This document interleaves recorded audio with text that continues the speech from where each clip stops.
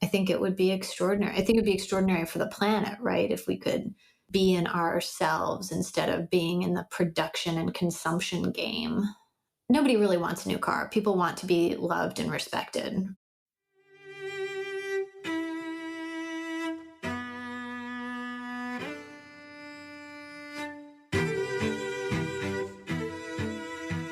Hello and welcome. I'm Shane Parrish, and you're listening to The Knowledge Project. This podcast and our website, fs.blog, help you sharpen your mind by mastering the best of what other people have already figured out.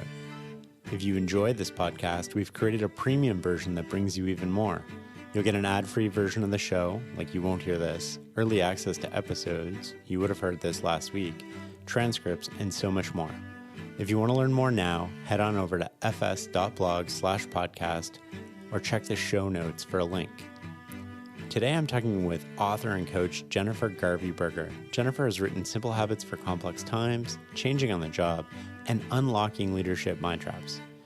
Jennifer was a previous guest on episode number 43, and we had a natural rapport.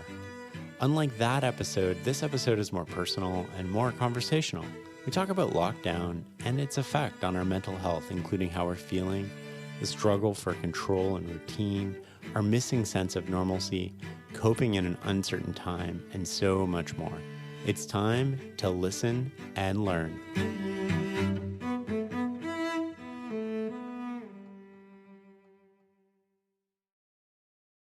How are you adjusting to this new reality we're in? It's weird, right? Like this is a very strange time for us. I am needing to put in place every single thing I've ever learned about complexity just to like manage my day. Oh, tell me more about that. I find myself falling into like every trap I've ever written about or ever seen any other leader fall into. I fall into them like before breakfast. And so trying to figure out, how do I stay sane and healthy, and how do I help this organization I lead and support the leaders I work with? It's taking a ton of creativity, but also just a ton of perseverance for me right now. Are you finding the same thing, that like you're using everything you know and still having to invent stuff like crazy? Yeah, it's been such a unique experience, and I'm super fortunate, right? So my worries are about productivity right now. So just to put everything in context, like, I'm very lucky, but it's been really challenging in a lot of respects. One, like I have this self-challenge where, I'm my own harshest critic, right? So my productivity not being where I want it to be, or the team not moving in the same direction with the same velocity it was before, I take it very personally. And I'm trying to be more kind to myself in that respect. But there's also I find there's two types of days, right? There's days when they've all blended together. There's no weekends, there's no weekdays. It's just, days when I sort of shower and work out, and then days when I just don't do any of that stuff. Yeah. It's Do you have a routine? well, the crazy thing is beginning to have a routine. Like, I have not been grounded. I've not been in one place for so long.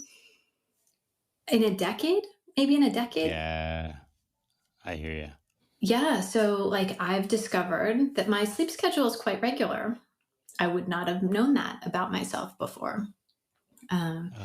And so there's a way I have a routine, and there's another way that this global Zoom world, right, means that I have sometimes very early calls. I have sometimes very late calls. I'm on multiple time zones. So there's this other way that trying to keep boundaries between what's work and what's not work. As you were saying, there's no weekends, who knows what this is. It just blends together. I mean, I don't even know what day of the week it is anymore. But what I have found super helpful, you hit on routine. I found routine. I've started really focusing, I would say this week, on my routine. And that's actually been very eye-opening, and I'm looking forward to it. And I have a little more clarity about what to expect. And that's helped my productivity a lot. Yeah, and it's interesting. Your focus on productivity is also interesting, and this inner critic idea. My guess is that there are a ton of people with this, like, first of all, the gratitude that they have their health in this moment, and also that they have Yes.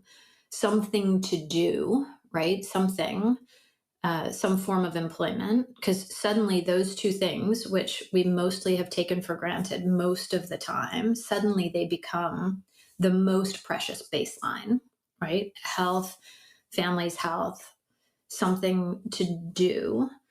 And then, if once you've got that and you've gotten like the breath of gratitude there, then I think people are, you are, I am, starting to beat ourselves up about whether we're productive enough, and we're comparing what's possible Yeah. to what used to be possible, right? Like to the old world. Whereas I think this new world that we're in right now skims 30% of the energy off just for living in this world that we're living in. Like that's just gone. And then there's all the extra stuff people have to deal with, the kids at home, the stress, the extra communication that many of us are doing with elderly relatives, the global, unboundaried nature of what work looks like right now. Like all that stuff just means, what is productivity and how could we possibly compare it to something that used to exist? That's a really good point. I mean, and then if you layer in the extra layer of like running a business and being an entrepreneur and then being responsible for a lot of other people, it further compounds that, right? Because now productivity has a real tangible impact on your ability to run the business, on your ability to employ people and pay people and be a rock through these very uncertain times. Yeah, the leadership questions right now are in some ways like the human questions, these fundamental survival questions. Like, how are we going to make it through? Is people's initial question about their health, their well being. Do we have enough food, toilet paper? Like these very basic things about our bodies. And then we have these very basic questions about, if we're leaders, how are we going to keep our people? How do we manage our people's well being? How do we show up? You said as a rock. How do we figure out how much of our own humanity to show, which involves being not so rock like, but not so much humanity that people think, oh my goodness, like this leader is losing it. Like this is all this very, very delicate dance. And maybe it was always delicate, but now it's delicate in a supercharged way. I'm struggling with that a lot, right? Like, on one hand, the external me to people I work with, I want to be steady, no panic, nothing visible is going on, and we're all okay, and we're going to get through this. And I firmly believe that. But sometimes in the inside, I also have, oh my God, like, our accounts receivable just went to zero because people went bankrupt. And how are we going to get through this? Yeah, and how do you figure out? I guess I have two questions for you there. Like the first one is, how do you figure out what to show? And the second question is, and how do you figure out where to go with the stuff that you can't show those people around you? Like, where do you take that? Well, the second one I think is really interesting, right? Because I'm a single parent, so I have my kids half the time, and then when I don't have my kids, I'm in this house alone. And so most people would go to their spouse or their partner with these things that they maybe don't want to show their colleagues, and they would sort of open up about what's going on, and they would have this outlet. And I think it's extra challenging in a way that I don't have that outlet. So sometimes I talk to my parents about it, but then they freak out, right? Like they are really Yeah. worried about my ability to sort of exist. So I've toned that down in the sense of, oh, maybe I don't want to like scare them. Yeah. And then I talk to my friends sometimes, but they've all got their own concerns, right? They've all got their own businesses or their own reality that they're just engulfed in right now. And there's not a lot of extra time, right? Like we're Yeah. all pulled in multiple directions, right? And it's weird because we have more time than ever, but we have less time than ever in some ways. You're worried about your parents, right? You got to take care of your parents. You're worried about your kids. You got to take care of your kids. You're worried about the people you work with and your spouse and your family, and you got to take care of all these people. And then at the end of the day, there's not a lot left for, your sort of friends or yourself, really. And I find that that's challenging. Are you finding the same thing, or like, what's your outlet? Yeah, I think it's similar. Although my house looks very different. I have my husband's here. Our two college age kids are here. My daughter was supposed to graduate. Well, she will graduate from college in May, but she was, this was like her big time as a senior in university.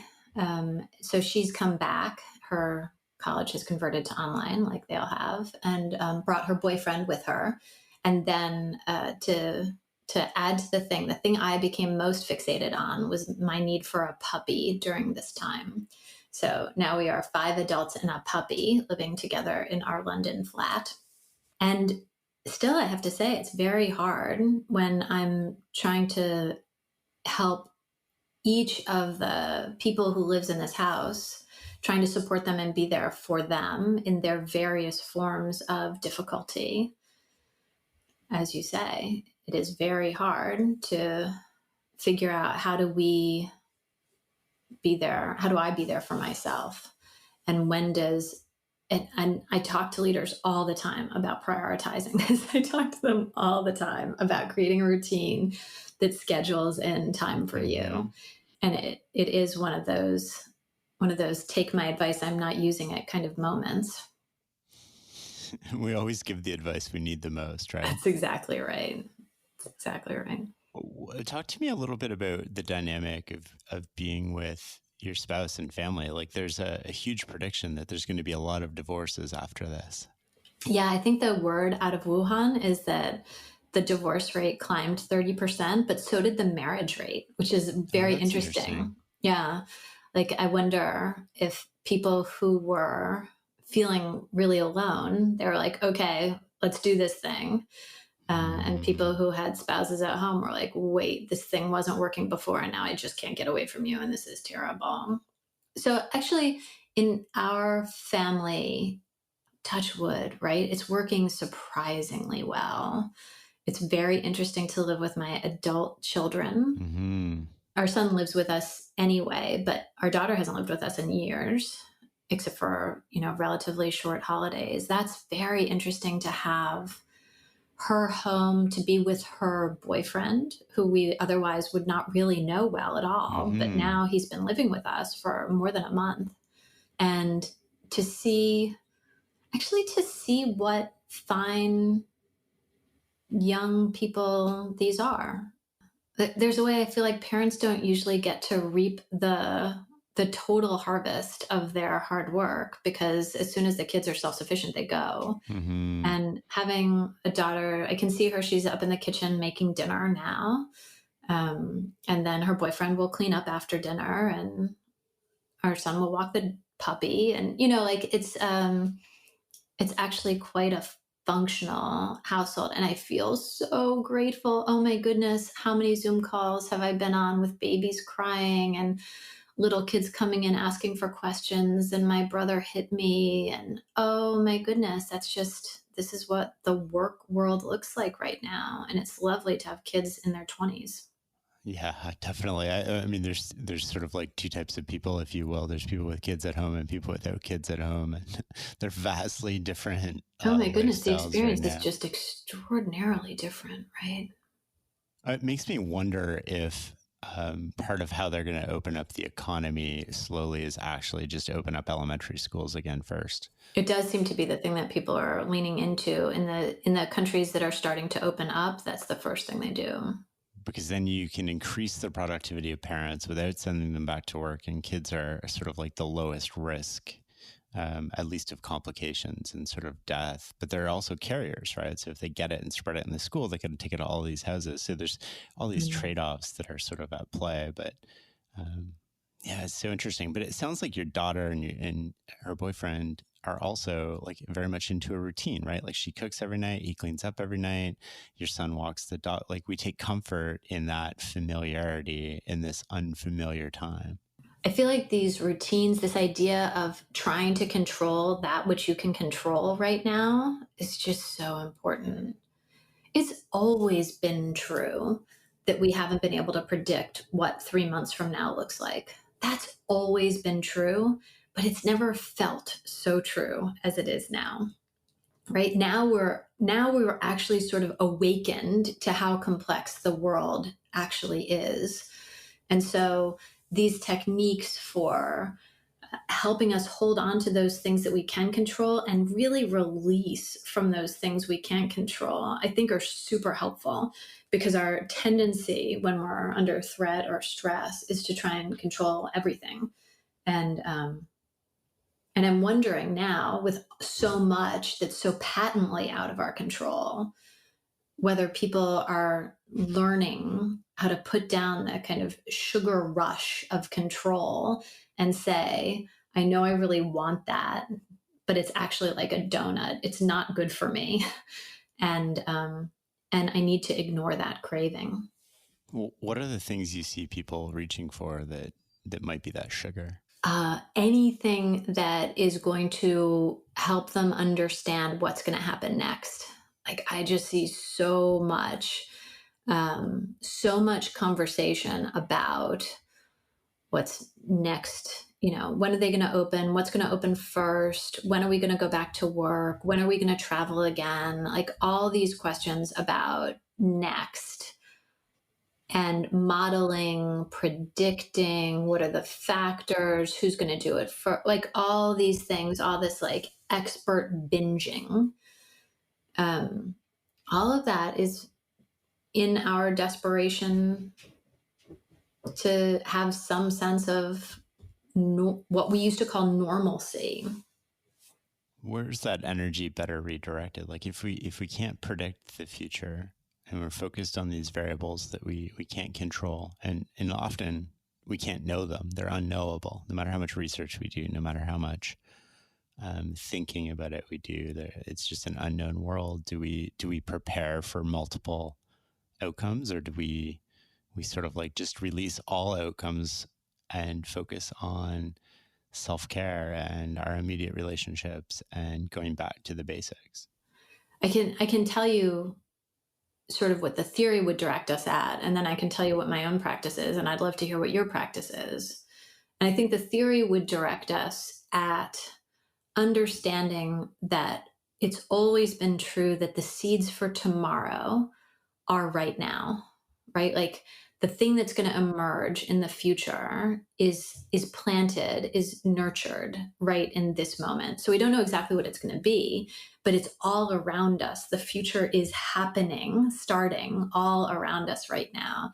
And so making sure to tend to those things that we care most about, those relationships, as you say, but also those pockets of creativity, the weak signals of what we would like the world to look and feel like, to begin to nurture and grow a tomorrow that we want, instead of grasping for the yesterday that's gone, is, I think, it's a much healthier way of interacting with the world. And so, from a theory perspective, that's what I would say.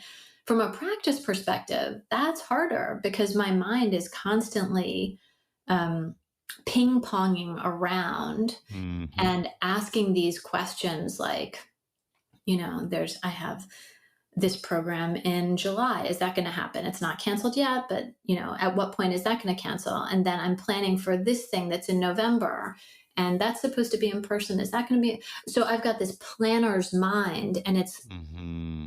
and it comes up if I'm not careful when I turn over in bed in the middle of the night. If I just allow my consciousness to come for a minute, that planner's mind is like, and it's like, wow, is that unhelpful? And so the thing I'm trying to do is to catch it and to say, I really get it. This is where the compassion, the self compassion comes in. I really get that it would be so soothing for my nervous system to have some answers, and they are not available. And no amount of tail chasing is going to make them available. We're going to live into them. So, what can I do today, tomorrow, next week to try and plant some of the seeds for a better future in some way? How can I be learning more about now and coaxing tomorrow into being? That's a really good way to look at it. I know when I wake up in the middle of the night now, like my brain is on fire and like getting back to sleep is super tough because it's just like all these things you want to do. And even sleep, I'm finding a little harder, right? Because I have to be such a steady and not everything is normal, but everything's going to be okay influence for the kids and at work. And I'm always on. And then when the kids go to bed, I can like turn off a little bit, but then it's like, holy cow, like there's all these things I've been denying or not denying, but like avoiding all day. And then they rush into your mind. And it's a really interesting place to be. And I love the idea of self-compassion and being like, that's okay. Like it's understandable. And you're trying to grab on to all the things that you want to control and all the things that you want to be true. And I'm trying to make sure that at least from my perspective, I'm not seeing things that I want to happen and more sort of like just being open to what is happening. And that's really tough sometimes. It's really tough because our mind doesn't even do that, right? Like we have to actually go out and make that happen. If we ease into it, our mind is just going to reinforce what we expect to be happening. And so this is this whole mind trap idea, right? Like that our mind is always just looking for evidence to prove its point. And so being in the present is an act of effort, courage, will. I have a friend who's doing what you're doing to keep up this brave face, right? And then he has like virtually the same nightmare every night, which is where his anxiety is actually happening in his subconscious because he's doesn't have and doesn't really want to make a lot of room for it in his conscious world. But this stuff is gonna come out. It can't not come out. Talk to me a little bit about the anxiety. Like, how do we deal with our own anxiety? And then how do we be a good partner to people with maybe a higher level of anxiety than we have? I think this is like an extraordinary practice time for us to sit with our own emotions and other people's emotions without trying to fix them. Oh my goodness. I was on, and like, this is my practice anyway, right? Like, I talk about the difference between listening to fix and listening to win and listening Mm-hmm. to learn. And so I try to practice this. And I have been on calls lately just with friends, work colleagues who are also friends, who are so sad or so afraid or in so much pain. And I could actually feel in my body like this desperate urge to help them in some way, to suggest something. My mind was like racing through from the like ridiculous to the sublime. Like, have you tried this meditation practice? Have you tried this supplement? Have you tried eating more greens? Like these ridiculous ideas I was having. And um and just trying to notice, oh yeah, that's me. Like that's me wanting to make something go away that's not going to go away. And can I just say, wow, that sounds so hard. Wow, that is really scary for you right now. I really hear and understand that. And like, can I sit with that? And when I can do it, my friends write to me later and they say, that was super helpful. Thank you so much. And I think that this is actually the practice we need for ourselves too. Like when I feel very anxious, it's like, yeah, yeah, I understand. You have a reason to be very anxious. This makes sense. This is not an unreasonable thing. And there are also other possibilities in the world. Can you look at anxiety and be with it and also look at gratitude and also take a bigger view in some way. This is what I'm trying to do. Well, let's keep exploring this. You mentioned, I just want to orient listeners in terms of, you mentioned listening to fix, win, or learn. Can you walk us through those? I just have this idea that a lot of the time we're listening for a purpose, and mostly that purpose is hidden from us. But if we were to really think about it, our purpose is to win, to convince the person of something, to convince them that in this case, it's that they don't need to be so sad, or they don't need to be so anxious, or it's not really that bad, or it's all going to be temporary, or whatever it is, right? Like to try and make the problem go away. That I call that listening to win. And then there's like the problem solving nature of us, and where I was doing this thing where I'm looking for, have you tried this supplement? Have you tried this journaling practice? Have you tried this meditation practice? That's like a listening to fix. Like, how can I see your problem and use some of my expertise to make it go away? And then I think we have to actually really try to listen to learn, to go in and say, I don't have the solution here and I can't make this go away. So, how can I know you better? How can I understand the world that you live in, or the problem that you're seeing in some deeper, richer way? And I think this is like a very life giving practice right now. And I think it's a very difficult practice right now. There's a way it's more difficult, and there's also a way it's more necessary. Let's go really deep on this listening to learn thing. I love the framing of that. And I want to make it more tangible for people. Like, can you give me, without sharing friends' names or anything, can you give me some examples of how you're practicing that with them and the results that you're seeing? And then importantly, like how you're practicing that with yourself. Yeah, yeah, I love that question. So I have friends who are, because I run a global leadership development firm. There are about 50 of us in this firm, but we're all independent entrepreneurs that live under the same umbrella. I don't know what your business looks like, but that's what my business looks like. And for 90% of my colleagues, their income just disappeared. Like all their income just disappeared. That's so tough. And so I've got a lot of colleagues who are in panic, right? Like in they're not going to be able to pay their mortgages, like they're in panic. And it also looks like if we're not going to be able to gather for some time, it's not clear how our business recovers or what it looks like. That's true of many businesses, right? But mine is one of them.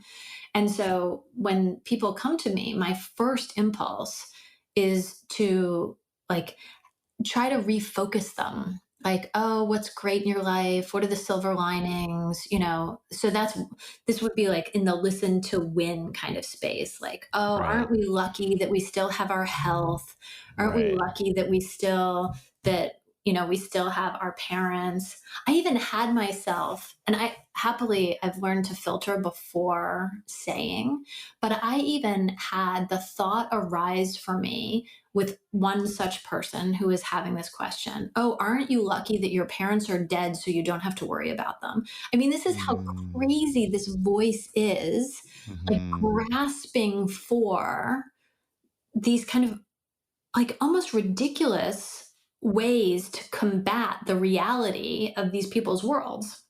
Mm-hmm. So once you pass this like listening to win thing, which is what I was just describing, I'm more likely to lodge into listening to fix, which is, have you tried this? What have you tried there? Tell me about that. Have you tried this solution? Where I'm trying to deal with the problem itself as though that's the main thing. Like, how do you get mortgage payment for this month? Which, Right. which in sometimes is like super helpful. Sometimes this is an awesome thing to do. But when somebody comes to you in pain, it's it's almost never, I'm worried about this one thing. It's really like my world is falling apart and I'm terrified.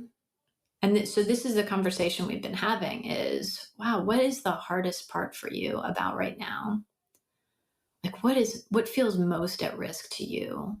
And out of that conversation, we get into a place of what do you cherish the most, which is a very beautiful conversation.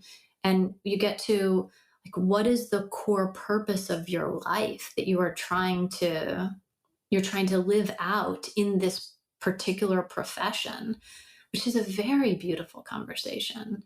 And from there, people find their own wisdom, their own solace.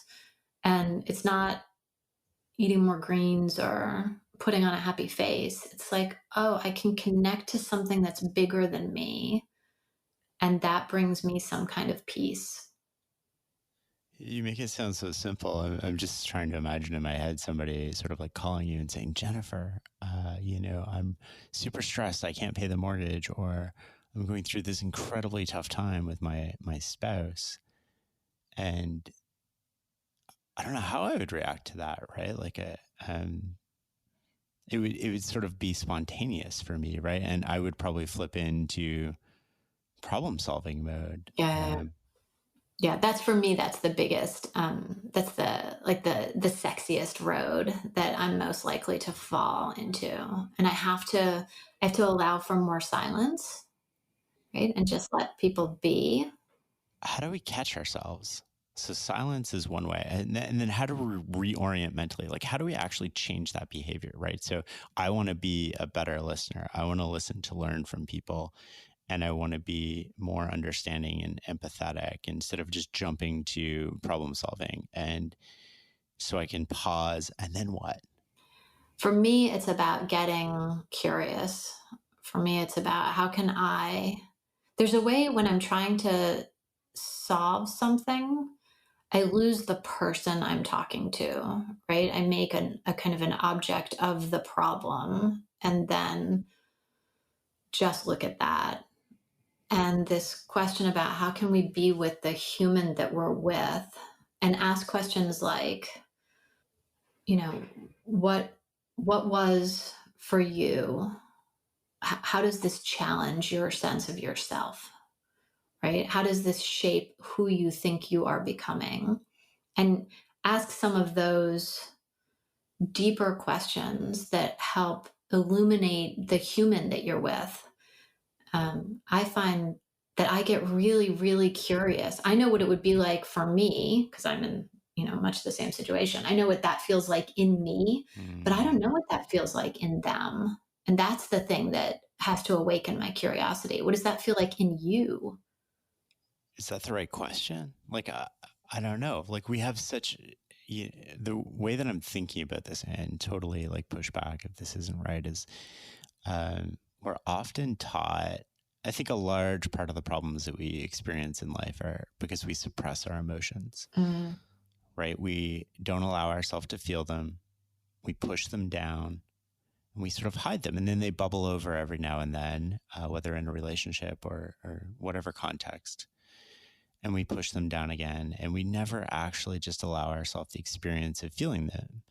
And I think now is an awesome time being at home with not only your kids, but your partner, your family, even your close friends, right? And trying to work on your ability to feel your own emotions, but then your ability to give other people space, comfort, and security to feel their emotions um, without having that jeopardize, or maybe it's psychological security, right? Without feeling like that's going to jeopardize um, their relationship with you. And part of that comes down to, I think, the freedom to explore the emotion without being held to almost what you're saying or feeling, because we're so quick to jump on other people. Oh, you said this and you said that, or and we're so, since we don't explore our own feelings, it's really hard to explore them with other people. But how do we provide that outlet? I mean, I think you're absolutely right. We have to provide it for ourselves and for other people. People are constantly talking about the roller coaster they're on right now. We can give space to that. Wow, what's that roller coaster like? What does the top of the hill feel like? What does the bottom of the hill feel like? What's the space in between? often I find metaphors are really helpful in holding meaning in this world, which is true in complexity in general, that metaphors hold, they're like great big containers for meaning. But have somebody play with a metaphor, like I'm like a tree in winter, or whatever metaphors you hear them say are useful things to listen for and to hook on to and to explore together. Emotions are the same way. These are really big containers for meeting. What does it mean when you say I'm afraid? What does that feel like, taste like? What is that for you? What does it make you think about? What does a voice in your head say? And so I think in general, we try to smooth over strong emotions in ourselves and in others. And I think you're absolutely right that one of the things that could happen right now, the seeds that could be planted for the future, are the seeds of us actually being able to live with the fullness of our humanity. Like we've been trying to paper over death, and right now we're living with the fullness of the Mm. possibility of death, right?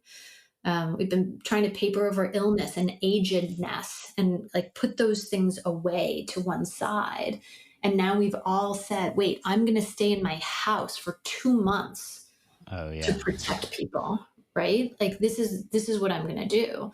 And so I think that there's a chance now for us to reclaim pieces of our humanity and expand into them.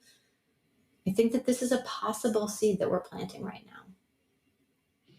I like that a lot. I'm still trying to I love the questions that you're asking. When you ask them, I'm like, oh, that's so obvious. Like, walk me through. What does it mean? How do you feel anger? How do you feel confusion? How do you feel this anxiety? But in the moment, I never think to ask that.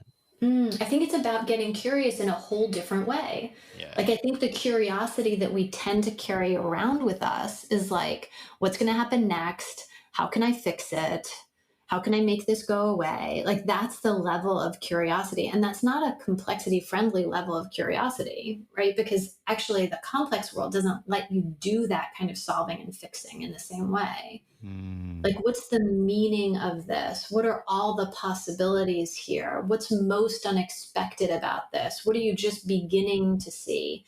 These are like very complexity friendly questions. And if we could start getting curious in that way, then I think we would be not only better listeners, but also better livers, thinkers, musers in this world of ours. That's an excellent point. How do your friends feel, or your colleagues, or your clients, I guess, in some cases, like after you have a very listening to learn conversation where nothing is resolved? Because for me, the resolution is the sort of like win, if you will, or fixing the problem. But if you have a very listening to learn conversation, there's no resolution at the end. So what happens? I know, that's crazy. And sometimes I can really sit with that and think, oh, that was very beautiful. And sometimes I'm like, wow, I just did nothing for this person. I just did nothing. And then I'll get a text that says, I found that conversation incredibly helpful and I'm in a much better place now. Thank you so much. Or I had an insight in that conversation that just makes the next way so clear to me. Or that problem that I was really carrying, I don't even know why I was so upset about it in that moment, or whatever it is, right? But actually, by not trying to solve or fix, it seems like paradoxical. Sometimes it feels even miraculous. A deeper order solving or fixing happens. So that's other people. How do we do that with ourselves? I think for me, I can only talk about for me here. For me, first, it's about letting myself experience these emotions without, again, I guess it's without trying to fix them or tell myself I shouldn't feel this way. There's a ton right now about you shouldn't be upset. Look, like you're in a so much better place than so many people. You shouldn't be complaining. You shouldn't be anxious. You shouldn't be afraid. Um, You shouldn't be sad. Like, you shouldn't be any of these things because there are people who have it so much worse. And we could just rattle off whole categories of society that have it worse, right? But actually, it's completely unhelpful. That comparative, you shouldn't feel this way because other people, like, this is a completely unhelpful self talk. And now I can recognize it as, wow, yeah, I understand. Comparatively, I have it really good. And Right. I'm only living this life. This is the only life I Yeah. have. And so I can't compare myself to those other people in this moment. Right now, I'm feeling sad because I've lost many things in this moment. And I need to grieve those things. And then I can be asking myself actually these same questions. What's the hardest thing for me about what I'm losing? What's the thing that makes me the most anxious? What does my anxiety or my fear or my sadness feel like in my body?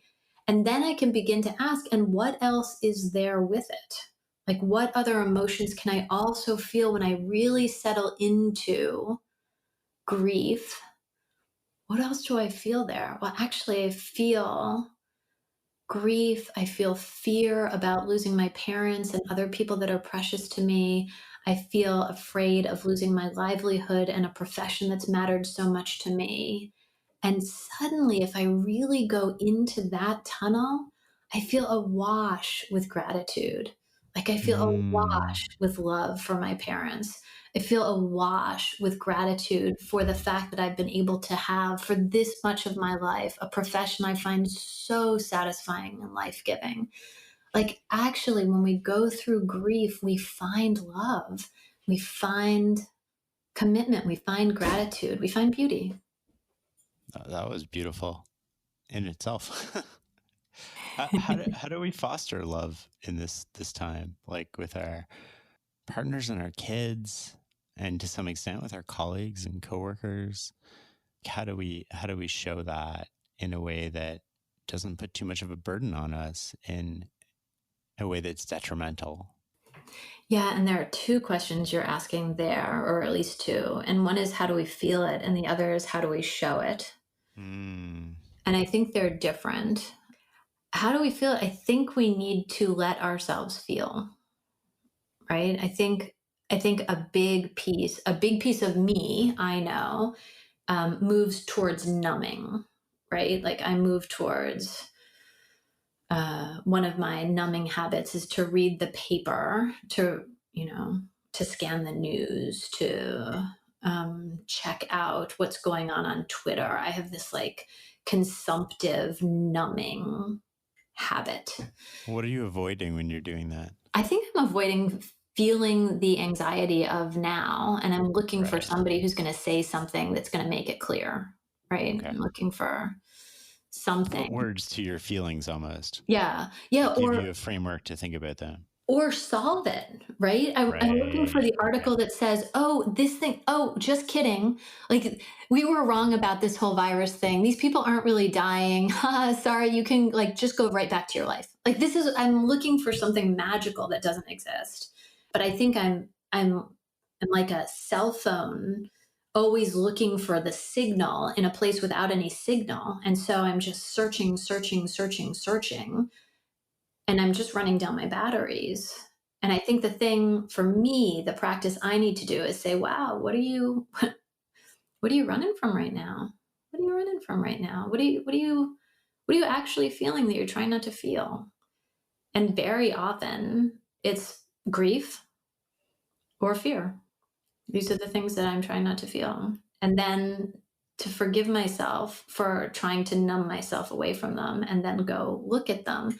I think that helps us connect to the people around us much more deeply. If we feel our own emotions, we can be more present for them. I can just hold my daughter, Right. who gets very anxious because how's she going to get a job? When is she going to be able to realize the fruits of her college education? When is she going to see her friends again? When is she going to even be able to get her stuff from her dorm room? Like, she doesn't have her stuff. She's like, she gets very anxious and upset, and then she blows up about something that has nothing to do with anything. And now I can say, wow, yeah, I wonder what her grief is. I wonder what her fear is. And I can just hold her and love her in that. It's like seeing through that blow up and being like, Yes. what's really going on here? Yes, that's exactly right. And it's being curious about that. What is this human in front of me actually experiencing? How do you have that conversation? Like, how do you get, so she blows up at you. And then how do you get that conversation to be less about that immediate problem? And I'm thinking of my kids here, right? Because this happens sometimes with them too, right? They'll get super angry with something that's very, very minor that normally wouldn't upset them. And I always feel like, oh, that's not really what's going on, Mhm. right? There's more to this, but I'm like, what questions can we ask in that moment to tease that out, to actually get to the root issue? To So the thing I've learned with my kids is first I have to like go and like understand how awful this one thing is. Like, oh, that right, is really, and really listen for like, wow, that email was an outrage, or the fact that we ran out of this ingredient for when you were going to cook a thing. Like, that is so frustrating. mm-hmm, And like, really hear that. And then I sometimes dip my toe into, and it probably feels like a lot of things you're reaching for you can't have right now, or a lot of communication you put out into the world doesn't get responded to or answered in some way. And sometimes I'm right. And my kids will say, yeah, it's just like that everywhere I look. And then then like you're in. And sometimes I'm wrong. And that's actually just as good. They're like, no, that's not it at all. It's just cooking is the thing that makes me happiest. And now I can't do it.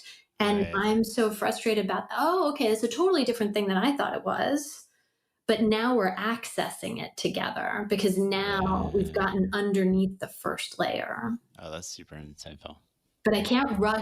I can't rush into that like without understanding that this thing right now is a really big deal. They can't go to the next place. Like if I try to say, oh, you're not really upset about this, you're really upset about that other thing, it's like, screw you, mom. No, I'm really upset about this right now. Well, that's problem solving too, right? Like you're telling them how they feel and what they should feel, and Yeah. Yeah. It's this whole, how do we be human with other humans? which is an eternal sort of struggle that's now maybe magnified or amplified by proximity. And, I worry about sort of the mental health crisis that might come out of this, not only for the kids, but for the adults. And then the disconnected sense we feel of being part of something larger. Like we're all in this together. So on some level, we're feeling very much a global citizen. And for the first time in history, perhaps, we're all focused on the same problem. So race, borders, economic status, everything just goes away. And we're literally all focused on one thing. And that can be a very powerful and beautiful thing for humanity, I think, on the other side of this. The flip side is like, I'm worried about my kids, right? Are they going to, see somebody on the sidewalk and, run away from them? Are they going to be, are they losing connections with their friends in a way that is developed, a lot through proximity when you're in grade 4 and 5? And yeah, it's, Yeah. It's as you say, it's this grand human experiment on a global scale. And I think you're right. There are these seeds right now of connection, of interdependence, of humanity. There's seeds that are being planted right now that are very beautiful. And there are seeds of isolation, depression, anxiety, uh, terror. Like all these seeds are also planted right now. And how do we collectively tend and nurture so that the anxiety leads to a deeper possibility for connection, so that we learn to metabolize some of those things on behalf of the greater things we're hoping for. And I have no idea how this goes, but here we are in the middle of this discontinuity. And we are all like every day shaping what's possible next. What do you think some of the hidden opportunities in this moment are that people are missing? I think the biggest opportunity we miss is to be kind to ourselves. Hmm. This is people are trying to keep. I'm doing it. You're doing it. We're trying to keep productive. We're trying to keep like achieving. We're trying to put meaningful ideas out into the world that make a difference. We're trying to, I have clients trying to build products that are going to make people's lives better. Like these are all very beautiful hopes and effort. And I think there's also something fundamentally clinging to, can things just go back soon? Can I just keep the embers burning until we're back at normal? Do they go back? Do they No, ever go back to they never normal? go back. How do you walk me through this? How do you see that? Nothing is going to go back. Like there, but history never goes back. Like when huge things happen, we don't go back. We go forward, and something dies, and something new is born, and we don't know what this is yet, and it's very unsettling. But we are in the process of making this new thing happen and grieving the losses. And I've had cancer a couple of times, and I know something about like grieving for lost possibility. And the grief can be just endless, right? If you're grieving things that could have happened that now won't happen, that's a limitless set. And so how do we put down what we thought was going to happen, what we were attached to about the future, and live in this moment and what's possible now? And I think that's the opportunity we miss, is to recognize that it's like fundamentally new possibilities ahead of us that require pain and difficulty, and that mean the world will be different. I'd like to explore the pain and difficulty there. Like, what does that mean? Does it mean getting through this moment, or does it mean that, like, in this on the other side of this, there's more pain and more difficulty, or does that just mean that we're more in tune with our emotions? Yeah, I think, isn't it always though? Like, isn't the fundamental challenge of being human is that we love and we lose. This is the fundamental quest, is to love and to be loved. And because we're mortal, we lose that. We lose love, we die, things change, things end. And that's both the great beauty of being human and also the deep pain of it. And this is a moment where that's all visible to us. And it's always been true. It's always going to be true. I'm just giving you space to like elaborate on that if you want to, or ask any questions you're thinking of, or talk about how you're feeling. I think the process of change, personal transformation, societal transformation is filled with grief and joy. It's filled with love and loss. And generally, it happens to us in little fits and starts, and it happens to each of us in kind of isolated ways. We have our own personal heartbreak, our own personal joy, the birth of a baby or a new idea, or when our book sells, or whatever it is. And in this moment, we are united by actually having some of the same features of heartbreak, isolation, separation, fear on all of us all at the same time. Like it's just all happening at once. And I just think that's an extraordinary possibility for us. So in that sense, we feel a part of something larger than ourselves, right? We're connected to this global struggle. We can feel that way, but I think also we feel alone. Like I think both of these feelings are possible in almost in the same moment. And it's how do we recognize that both of them are reasonable ways to feel, and try to coax the hopeful story out without denying the power of the less hopeful story. What do you think we should be doing with our kids? Should we be sheltering them from this reality? Should we be exposing them to it in a controlled manner? Should we just be status quo? Like, how do you think of that? Like, I mean, it's definitely not status quo because everything's changed for them. I think it's a great time to help them understand themselves and what they need from the world. How are you noticing your kids need you in a different way right now? they're much more do things with me than they used to be, right? So it's they are enjoying the fact that school's out, um, and I felt like this was going to go on longer. So at the end of February, I started a school to plan for this, right? And I call it the kids are in charge, and we hired a teacher, and we have like regular programming from 8:30 to sort of 1:30, and we used to do coding from 1:30 to 4:30. So they actually had longer school days, but they enjoyed it more, and it was very self-directed. Awesome.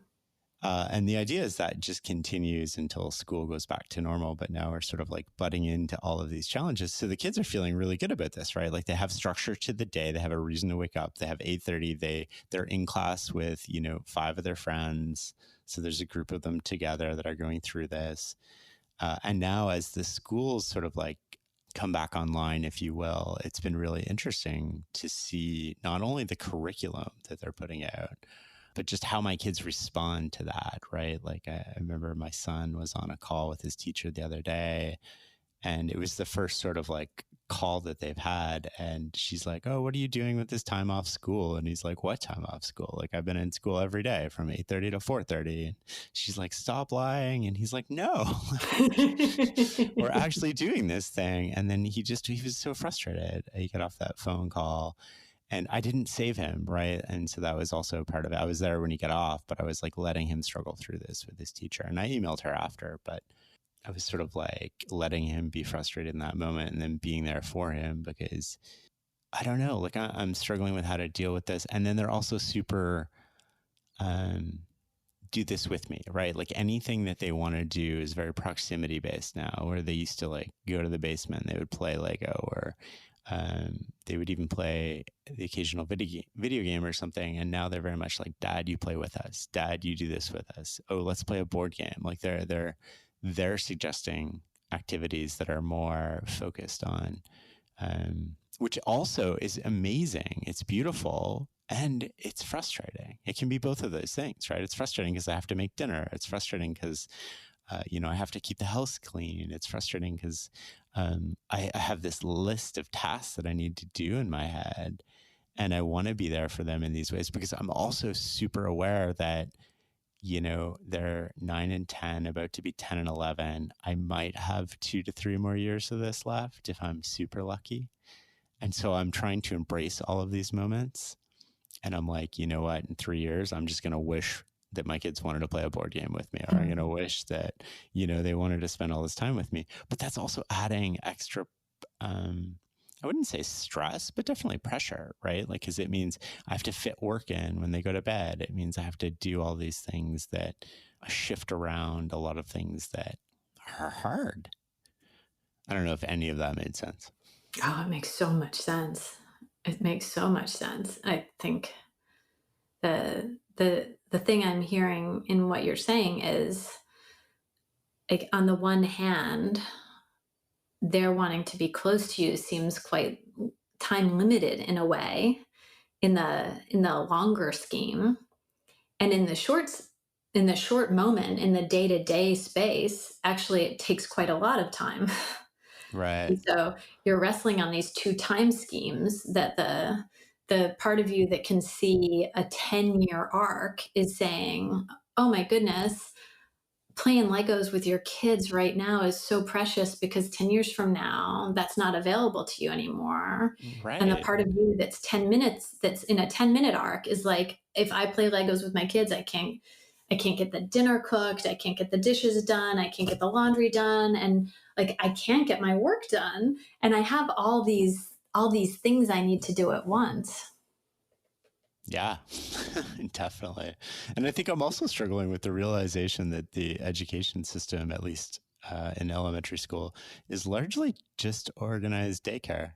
Mm. Um, because I feel the kids feel, and I feel like they're learning a lot more now than they did in school. They're getting exposed to a lot more. They're allowed to follow their curiosity, and they're not broken up into this very regimented, you have 15 minutes to do this. You have, 17 minutes to do this. And they can go as deep or sort of like on the skim the surface as much as they want. And I'm realizing a large function of the school system is just to keep the kids busy while the parents work. Yeah, yeah, and that there are totally different ways to do it. And that's troubling for me, but the kids are realizing this too, Yeah, which is yeah, also yeah, like yeah. That's the bigger worry. they don't have that vocabulary around it, Yeah. but they're feeling it now, especially as the curriculum comes online, right? For the regular schools where they log in, and I mean, like they're telling my kids to go on, Math Frogger and play for 45 minutes, watch this 2-hour movie and answer these 3 questions, like, Mhm. and they're just like looking at this going, what? Like, this isn't A, it's not interactive, and B, it's sort of like, why are we doing this? Like, it doesn't, they're struggling with um, understanding that in comparison. So they're often coming to me at night, and we have this interesting routine. We have two parts to our routine that I think really keeps the kids and I connected no matter what's going on. We sort of like wind down and we start reading. We all get in my bed at 8 and we read till about 9. And that's like connecting and cuddling, and we'll talk about things that might have been frustrating during the day. And then first thing in the morning, I taught them when they were really little to get out of bed and come crawl in my bed first thing. And so when they wake up in the morning, they come cuddle, and those give us the opportunity to be like, oh, like here's the day, lay it out for them, and they know what to expect, and also like to talk about anything that might be um, bothering them about the day before, or any fights or arguments they've had that are sort of like unresolved. And I find that now more than ever, that it's actually helping them and they're looking forward to it. Whereas before, it got to be something that they did, right? Like they did it because it was habit and it was routine, and they were getting older. So that was totally expected on my part, right? Like, and now they're looking forward to it. They're like, can we go read? Can we cuddle longer? Can we like, and it's been a really, that part has been so beautiful and so brought me a lot closer to them. But I mean, there's a lot of, I think I'm lucky. I mean, they sort of like they're aware of what's going on, but they don't seem to have any anxiety around it. They don't seem to have any stress around it at this point. Right. And I don't know if that changes at some point, but I'm super attuned to their feelings about this and how they might change, but I don't know how to respond to them if they do, right? Like if they start crying about not being able to see their friends, I mean, that's really sad. And then the problem solver in me Mhm. immediately goes to, there's nothing I can do about this, right? Mhm. Like, Mhm. yeah, I get it. A Zoom play date or a Google Hangout is just not the same.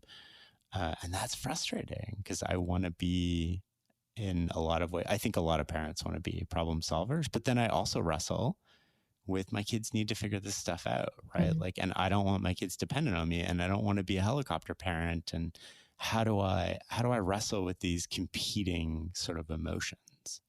I mean, it sounds like it's all there right before you, right? And I think as parents, one of the things we need to provide is a platform of safety where kids can learn to metabolize their own emotions, like where they can feel a thing and process it and have it run through them instead of deny it or push it away. And I wonder about these rituals you've set up as kind of like a metabolic support system in a way. Mm, You know, the the physical time together, cuddling in bed is like incredibly important. Touch is incredibly important to us. We're primates. We are soothed. There are a whole series of hormones that are very good for our immune system that aren't released unless we were touched. And so this creates that context for them. It's quiet space, it's imaginal space where you're reading together, where somebody could stop reading and talk about being afraid and then go back to reading. It's not like I need to find a space for this to happen. There's a space that already exists. And so there's a place and outlet for the processing of this. I mean, it sounds like this particular ritual of yours is a way for you to be available to one another. Mm. And it makes me wonder about like you clearly don't wrestle, or I say you clearly, I haven't heard in your description a wrestling with like, I'm not being productive between 8 and 9, and I'm not being productive in the morning when they come in, which you could wrestle with, but I haven't heard you talk about it. It just sounds yummy. But there are Lego times when you are wrestling. And so I'm wondering what the difference is for you between those times. Well, I can't be with them 24/7 and Yeah. function as an adult. And then I feel guilty about that too, right? Because I know there's people who have very different lives, and they can be there for their kids at all these points. And then I struggle between maybe I should be and maybe I shouldn't be. And I'm never worried about productivity on a daily basis. I'm worried about the aggregation of days. Like any given day, I'm super fortunate. I don't have to be productive. But if I'm not productive for a series of days, that's a much different problem. But it compounds too, right? So like the sort of thinking about that as different. But going back to the kids, it's like I don't need space to make dinner. But maybe one thing I could do is involve them more in that stuff. See if they're interested in making dinner with me.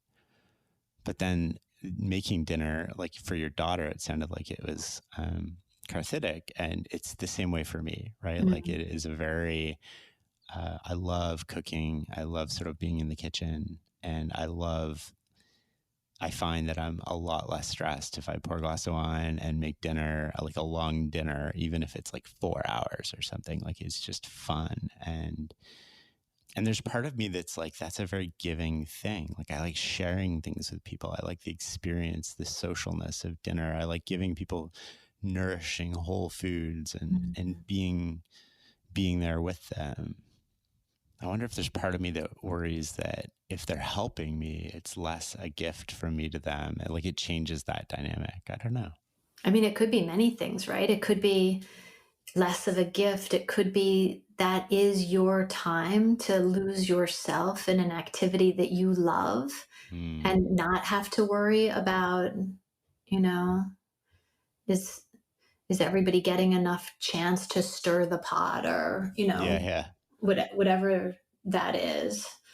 I mean, I wonder about whether there are spaces, and I wonder about this for all of us, whether there are spaces where we are able to claim for ourselves, it's really good for me to do this, and therefore I'm going to take time and I'm going to do that. Mm. And I'm going to, just as our space for us between 8 and 9 is sacred space for me, my space between 6 and 7 to be cooking dinner, that's sacred space for me.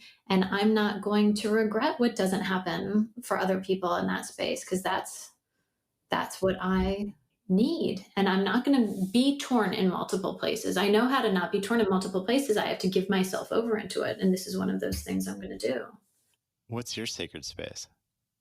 I love to write. So I blog. Um, I write books and stuff, but for some reason, the blogging is like, I need to do that so much that when my kids were little, I would sometimes get a particular tone of voice with them. And one of them would say, Mom, I think maybe you need to go write. I was like, of course, my first reaction in that moment was, screw you, that is not what's going on. And then actually, well, yeah, that really was what I needed.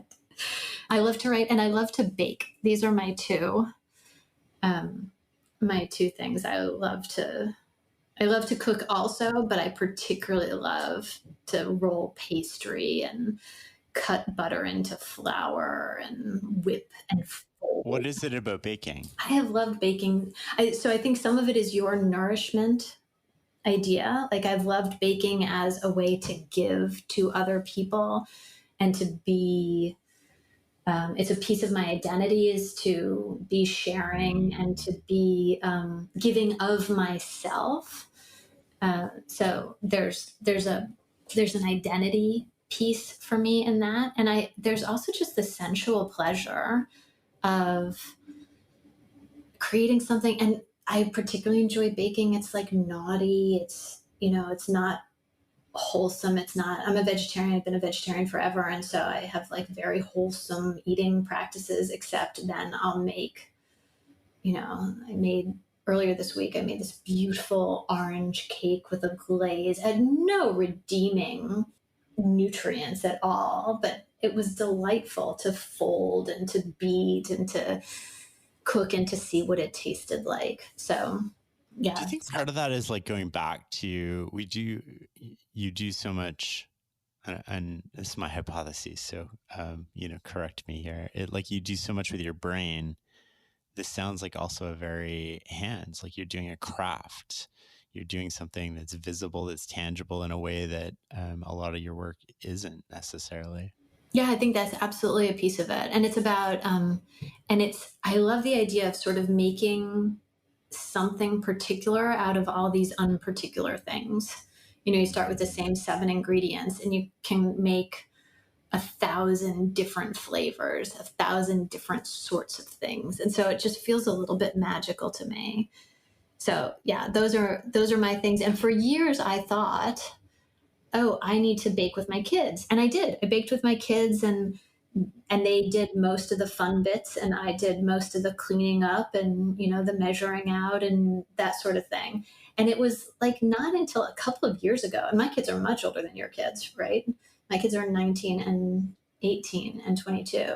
And it was a couple of years ago that I realized, no, sometimes I just want to bake by myself. I just want to do this alone. Mm. And I want to do all the bits of it. And now I recognize that. Now this is a thing. Like, can I craft space where I'm just doing something delightful for me? Your kids are older. What are the things that you did with them when they were sort of like 10, 11, 12 that you really appreciate now in a way that maybe you didn't at the time, or things that you consciously did that you're like, oh, that really worked for them? I think I have always been fascinated by the way their minds worked and by the way they thought about the world, the way their emotions worked. And so I have tried to practice listening with them for as often as possible. And I feel like that has actually created between us a really, really solid relationship. And also, fascinatingly, it has created kids who listen really well. I mean, not always, but actually have the capacity to be fully curious. My daughter's a psych major. My son's into philosophy. They're like very curious about the human condition and the way the human works. And I think a big piece of that comes from listening deeply to them. I think that's beautiful. I like how you went from their minds to sort of their emotions too. Um, that was an interesting sort of like way to go about that. What do you think is the difference right now between the spouses who are going to come out of this stronger, the couples, the relationships, that come out of this on the other side going like, this was a great, not test, maybe that's the wrong word, but like we came through the fire together and like I feel more confident, more comfortable, and more secure. And the couples that come out of this going like, okay, we're done. I mean, I think a lot of the couples who come out thinking we're done went in thinking we're done. And this just amplified it. Yeah. Yeah. I think there will be a lot of things. This doesn't change the direction, it just changes the volume. That's interesting. And that might be exactly the right thing to happen, right? Like it might be exactly right for people who were in a relationship that wasn't particularly nourishing to come to the end of this and say, I really, I deserve to be nourished by a relationship. But what if you were thinking that going in, like just walk me through that, and now you have this dread because you're like, what if I don't feel like I can leave now? Do I have to wait 18 months? Do I wait like 2 months? Is it how, how do you walk through that? I have no idea. I have no idea. I think that this question about how do we want to live our lives is going to become more and more apparent to us uh, as we are having so much of the control of our lives out of our hands. The things that we can control, we're going to control harder, I think. And so, like, I've been thinking, this doesn't answer your question, but I've been thinking, where do I want to live? If travel is going to be significantly curtailed, Mm, I have a house in New Zealand where I raised my kids. And right now I live in London where we rent a house. And these are two different lives. And up until now, I haven't had to choose. And maybe in this world, I have to choose or choose something else. right. And who knows what our business will do. So, like, all these questions come in. But I think it's the same for us in relationships. Although I think it's also a time where we can see what's great about this relationship and could more of it be nurtured, right? So they're the relationships that are already on a path to ending, right? And I think that path might get sped up, and I'm not sure that's a bad thing. There are the relationships that are already super close, and they might be closer and more grateful for each other at the end of this. And that might be a great thing. And then there's like most people are in the middle in neither of those two like clear categories. Most people are like having human relationships with other people that are sometimes really life-giving and sometimes really annoying and lacking. And now they might even experience both of those things bigger than they experienced them before. And it's about how do we notice our own emotions. I mean, it's like the same thing leaders need to do. It's Mm-hmm. like this, how do we notice the emotions I'm having in this moment and how those emotions are shaping the way I'm interacting with you? How much of this is about me? It's nothing to do with you. Anybody could act in any way around me and I'd still be pissed off because I'm actually afraid and I can't stand being afraid. Or, and how much can we talk about that? And how much can I be there for you and whatever your emotions you're having? I think that this is the one of the fundamental skills of this time is being with emotions, whether you're a leader or a partner or a parent or all of those things. How can I transform my relationship to my emotions and other people's emotions?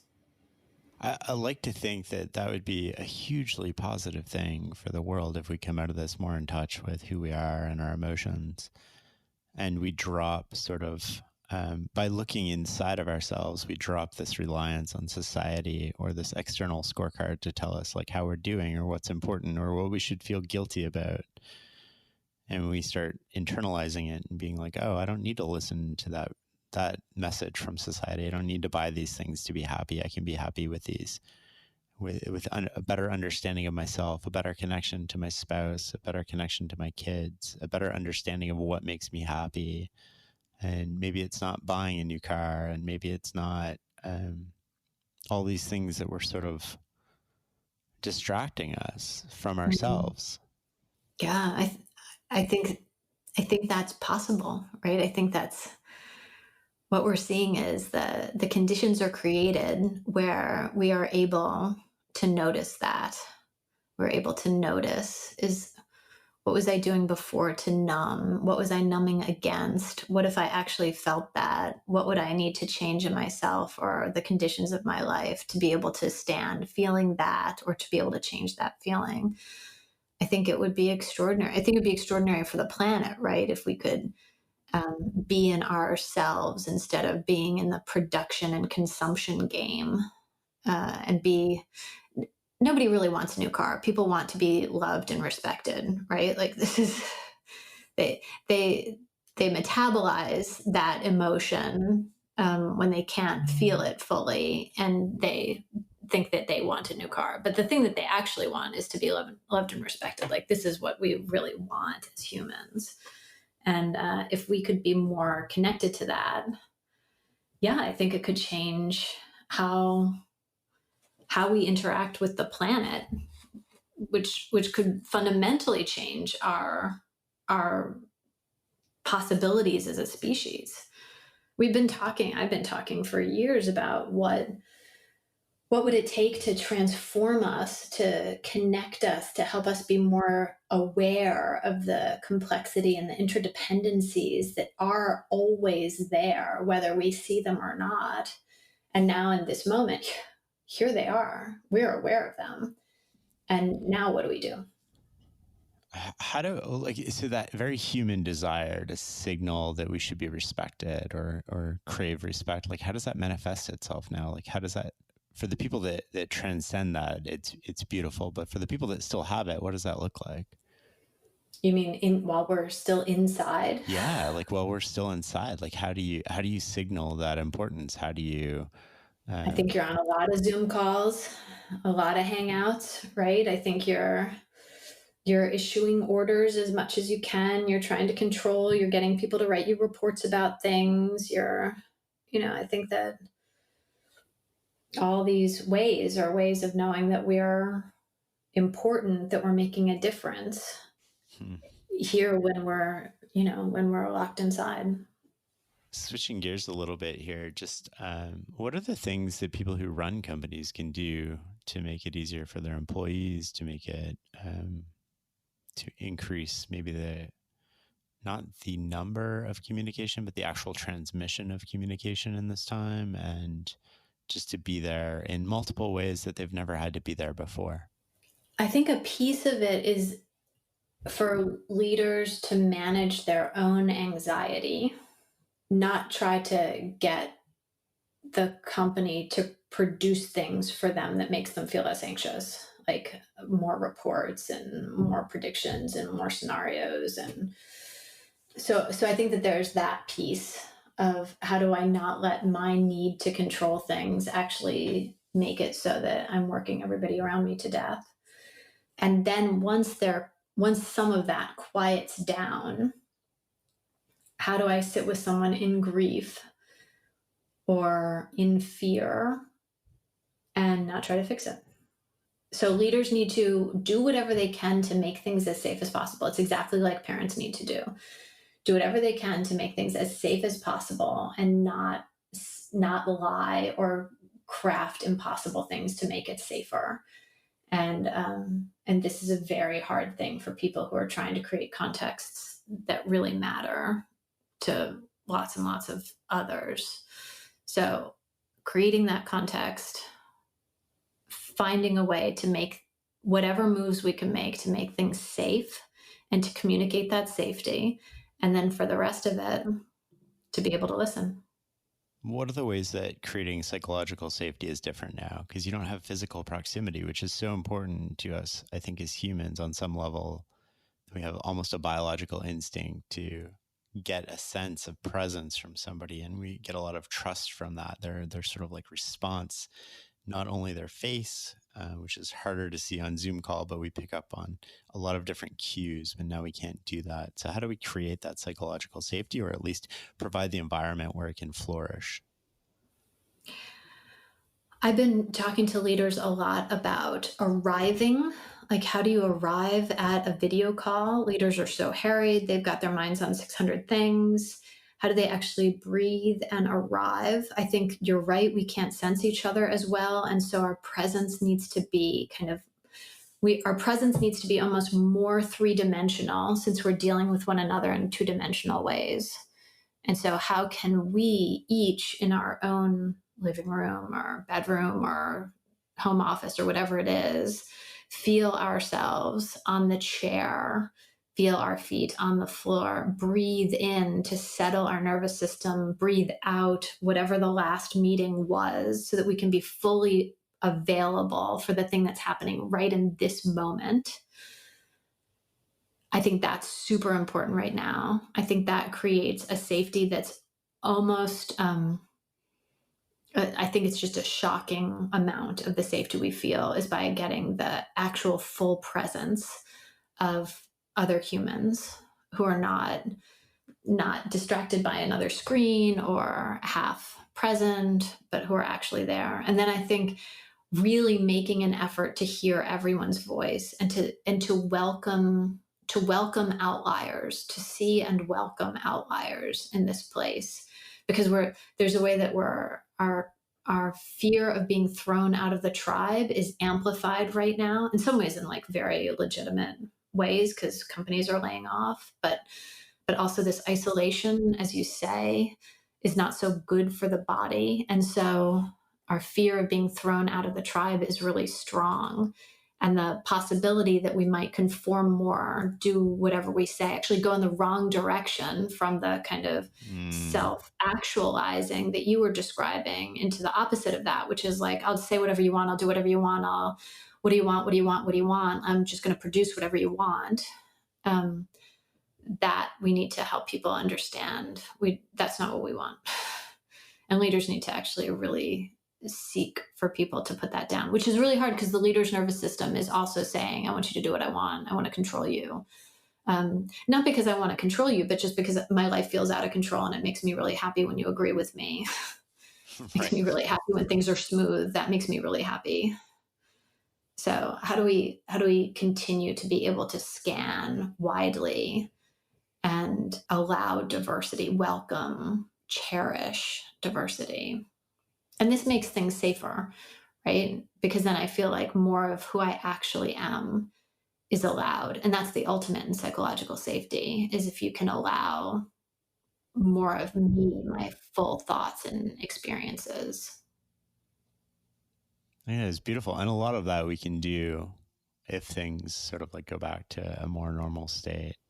Yeah. Like Yeah, we can these be are present, right? practices. Like we can be Yeah. off our devices. We can give people a lot of the same sort of things that maybe we took for granted, or maybe that our physical 3D proximity like overcame.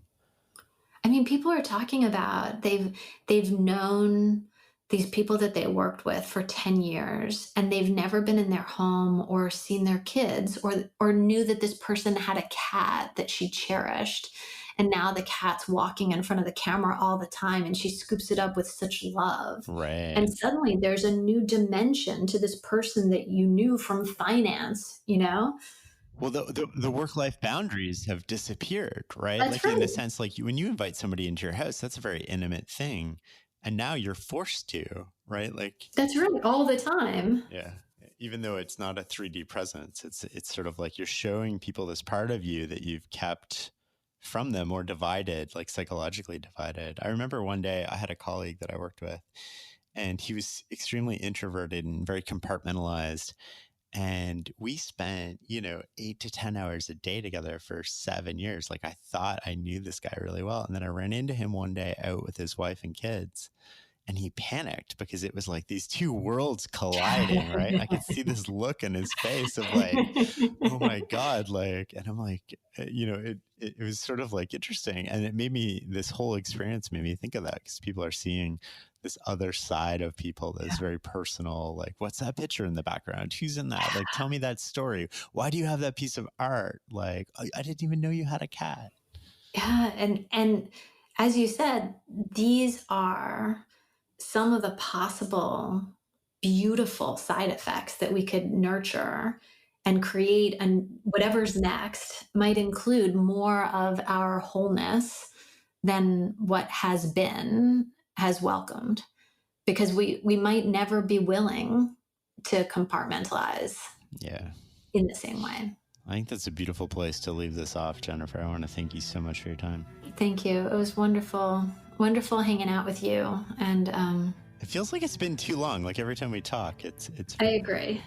We should do it more often. I'd like that.